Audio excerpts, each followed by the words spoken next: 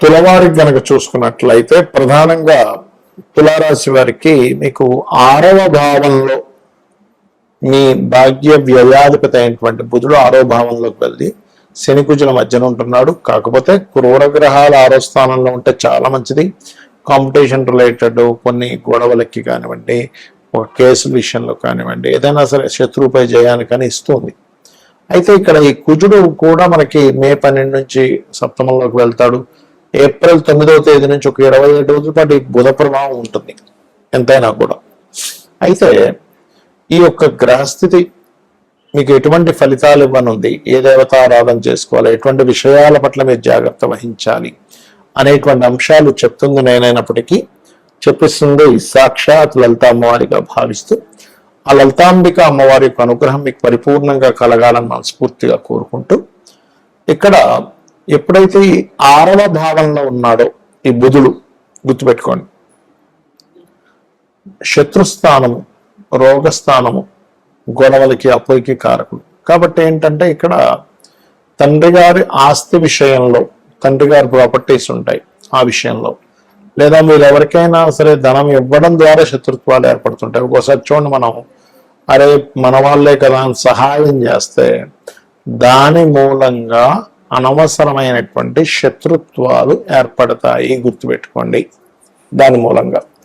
కాబట్టి ఈ 6వ భావంలో ఏదైతే కుజశనులతో పాటు బుధుడు ఉన్నాడో, ఈ బుధగ్రహం ఏదైతే ఉందో ఇది ఇచ్చేటువంటి రిజల్ట్ ఏమిటి అంటే ఈ అప్పుల మూలంగా కలిగేటువంటి ఫలితాలు ఎక్కువగా చూపిస్తున్నాయి. ఇక్కడ అప్పులు, ఈ రుణ సంబంధించిన అప్పు సంబంధించినటువంటి విషయంలో ఇటువంటివి మీకు కాస్త ఎక్కువగా కలుగుతూ ఉంటాయి. కాబట్టి అప్పులు ఇవ్వడం, తీసుకోవడం, ఎవరికైనా రుణం ఇవ్వడం, అందులో ముఖ్యంగా మీ యొక్క తండ్రి ఆస్తి పేపర్లు పెట్టి అప్పులు తీసుకోవడము, మరియు అదేవిధంగా కాస్త 12వ స్థానం అంటే విదేశీ స్థానం, సో విదేశాలకు వెళ్ళే విషయంలో, ఇన్వెస్ట్మెంట్ చేసే విషయంలో, లాంగ్ జర్నీస్ చేసేటువంటి విషయంలో అనవసరంగా ఒక్కోసారి చూడండి, మనం ఏదో ఒక మంచి మాట మాట్లాడినా ఒక్కోసారి మన కమ్యూనికేషన్స్ వల్ల ఒక్కోసారి గొడవలు వస్తూ ఉంటాయి. సో అయ్యో ఈ మాట మాట్లాడాను, అనవసరంగా మాట్లాడాను, ఈ మాట మాట్లాడకుండా ఉండుంటే చాలా బాగుండు అనుకునేటువంటి సందర్భాలు వస్తూ ఉంటాయి. కాబట్టి కమ్యూనికేట్ చేసేటప్పుడు, మెయిల్ చేసేటప్పుడు ఇటువంటి విషయాలు చాలా జాగ్రత్తగా ఉండండి.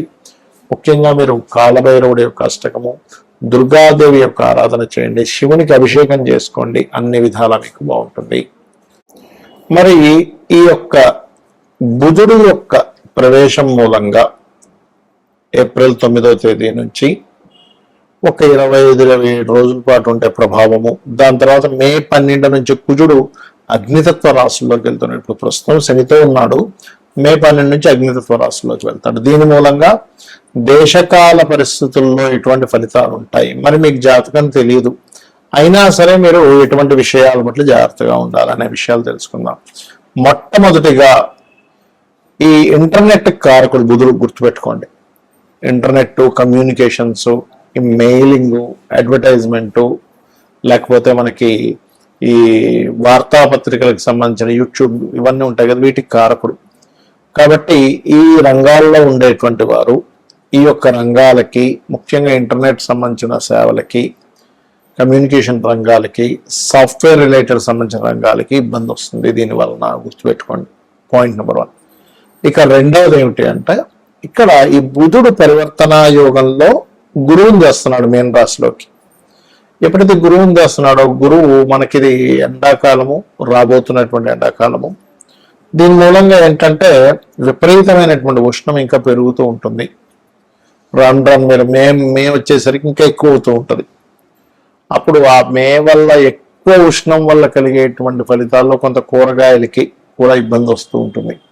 అందులో ముఖ్యంగా టమాటా లాంటి పంటకు కూడా కొంత ఇబ్బంది వస్తూ ఉంటుంది, గుర్తుపెట్టుకోండి. అయితే ఇక్కడ ప్రధానంగా వాటికంటే కూడా ముఖ్యంగా మామిడి పళ్ళు, అరటిపళ్ళు మరియు అదేవిధంగా ఆకుకూరలకు కూడా ఇబ్బంది ఉంది. కాబట్టి ఈ యొక్క రైతులు కొంచెం ఈ ఏప్రిల్, మే, జూన్ ఈ మాసాల్లో కొంత జాగ్రత్తగా ఉండాలి, గుర్తుపెట్టుకోండి. అయితే జూన్ వచ్చేసరికి ఇంక మీకు ఇంకా తీవ్రంగా ఉంటుంది అనుకోండి. దాని తర్వాత ఒకవైపు ఎండలు వస్తూ ఒకవైపు వర్షం కూడా కలుగుతూ ఉంటుంది. అయితే ఇక్కడ ఈ బుధుడు జలతత్వ రాశుల్లో ఉన్నందుకు జలంలో తిరిగేటువంటి షిప్స్ ఉంటాయి చూసారా, మనకి కొన్ని ఆ షిప్స్కి నావిగేషన్ అనేటువంటిది మిస్ అవ్వడం. బుధుడు నావిగేషన్స్ కూడా కారకుడు. అంటే మనం ఎటు వెళ్తాము, ఏంటి, ఎలా ఉంటుంది అనేటువంటి వాటికి కారకుడు. ఈ నావిగేషన్స్ కూడా మిస్ అవ్వడము, ఈ ఎయిర్పోర్ట్స్ దగ్గర లేకపోతే మన ఈ ప్రయాణం చేసేటువంటి ఫ్లైట్లు సంబంధంగా కూడా కొంతవరకు ఇబ్బంది రానుంది ఈ యొక్క సమయంలో. ఎందుకంటే వాయుతత్వ రాసుల్లో ఉండేటువంటి గురువు బుధుడితో పరివర్తన యోగం వల్ల మరలా మీకు ఇక్కడ ఈ యొక్క శని కుజులతో సంబంధాలు ఉంది. కాబట్టి ఫ్లైట్లు నడిపేవారు, ఫ్లైట్లు నిర్వహించేవారు, లాస్ట్ టైం కూడా మనం చెప్పుకున్నాం, అప్పుడు ఒకసారి మనకి 1200 ఫ్లైట్ల దాకా ఆగిపోయి చాలా ఇబ్బంది అయింది చాలా మంది ప్రయాణికులు. కాబట్టి ఇప్పుడు కూడా కొంచెం ఈ బుధుడి యొక్క ప్రభావం వల్ల ఇటువంటివి ఉంటాయి. అదేవిధంగా మరొక విషయం ఏంటంటే షేర్ మార్కెట్ ప్రధానంగా, ఎందుకంటే బుధుడు షేర్ మార్కెట్ కారకుడు అండి. అయితే ఈ షేర్ మార్కెట్ విషయంలో కూడా ముఖ్యంగా 4 రాశుల వారికి మరింత ఎక్కువ ఇబ్బంది ఉంది. ఎవరెవరు అంటే వృషభము, సింహము మరియు వృశ్చికము, కుంభము. ఈ 4 రాశుల వారు షేర్ మార్కెట్ రిలేటెడ్ సంబంధించినటువంటి అంశంలో చాలా చాలా చాలా జాగ్రత్తగా ఉండాలి. కాబట్టి ఈ యొక్క అంశాల్లో ఇప్పుడు నేను ఏవైతే అంశాలు చెప్పానో ఈ యొక్క అంశాల్లో చాలా జాగ్రత్తగా ఉండాలి ఇప్పుడు ఉన్నటువంటి గ్రహస్థితి రీత్యా చూసుకుంటే. మరియు మరొక విషయం ఏంటంటే ఇప్పుడు మనకి చాలా మంది ఏమనుకుంటున్నారంటే ఈ సీజ్ ఫైర్ అవుతుంది కదండి, ఈ సీజ్ ఫైర్ అంటున్నారు కదా, ఆగిపోద్దాం అనుకుంటున్నారు. కానీ ఆగదండి. యుద్ధం అనేటువంటిది ఎలా ఉంటుందంటే ఒకవైపు సీజ్ ఫైర్ ప్రకటించినట్టే ప్రకటిస్తారు, 1 రోజులు 15 రోజులు అని. మళ్ళీ ఇంకోవైపు చూస్తే ఎక్కడో బాంబు పడుతూ ఉంటుంది. అంటే పూర్తి స్థాయిలో ఆపరు, లేదా ఆపినట్టుగా అనుకోవడం, మళ్ళీ వెంటనే ఇంకో బాంబు వేయడం, లేకపోతే మళ్ళీ ఇంకోటితో ప్రశంస రావడం, తద్వారా మళ్ళీ. అందుకని నేను చెప్పేది ఒకటే, అమెరికా కంట్రీస్లోని లేకపోతే ఇరాన్ కొన్ని ముస్లిం కంట్రీస్లో ఉండే భారతీయులు వీలైతే కొన్ని నెలలు కొంతకాలం పాటు ఇవన్నీ చల్లారే వరకు కూడా మీకు వీలుంటే ఇండియాకు వచ్చేసేయండి అన్నమాట. ఎందుకంటే ఇక్కడ ఉండేటువంటి గ్రహస్థితులు మనకి ఈ సంవత్సరం నవనాయకులు అంటారు. అంటే రాజు, మంత్రి, సేనాధిపతి, శస్యాధిపతి, అర్ఘ్యాధిపతి, మేఘాధిపతి అని ఇలా ఉంటాయి. ఇందులో ఈసారి మంత్రి కుజుడైనందుకు ఈ యుద్ధ సంబంధించినటువంటి విషయాలు అనవసరంగా పడుతూనే ఉంటారు. ఎందుకంటే ఒరిజినల్గా అయితే మనం ఎవరూ కూడా యుద్ధం రాకూడదనే కోరుకోవాలి మనస్ఫూర్తిగా. కారణం ఏంటంటే యుద్ధం వల్ల ఎవరికి లాభం లేదు, నష్టం తప్పితే. అయినా సరే ఇక్కడ ఏంటంటే ఇది ఊరుకోవన్నమాట. అంటే ఇప్పుడుండే పరిస్థితులు ఎలా ఉంటాయంటే ప్రతి ఒక్కరికి కూడా లేదు నేను బాంబే వేస్తా ఏదైతే అదైంది అనే ఒక తెలియని ఒక డేరింగ్ దీన్ని తీసుకొస్తూ ఉంటుంది. కాబట్టి ఈ మే 12 నుంచి ఇంకా కుజుడు ఓన్ హౌస్లోకి వెళ్తాడు. ఇప్పుడు శనితో ఉన్నాడు, అది గ్రహ యుద్ధంలో ఉన్నాడు. మీకు యుద్ధం అయిపోయి చల్లారిపోద్దాం అనుకుంటాం, కానీ అలా కాదు. ఇక్కడ ఏమవుతుందంటే ఎప్పుడైతే ఈ యొక్క బుధుడు ఈ కుజుడు ఓన్ హౌస్లోకి వెళ్తున్నాడు, ఇది ప్రభావం చూపిస్తూ ఉంటుంది. మరి జాతకం లేని వాళ్ళు ఏం చేయాలి, జాతకం తెలియని వాళ్ళు ఏం చేయాలి అంటే నవగ్రహాల్లో ప్రత్యేకంగా కుజ, బుధ, శని గ్రహాల దగ్గర దీపారాధన చేయండి.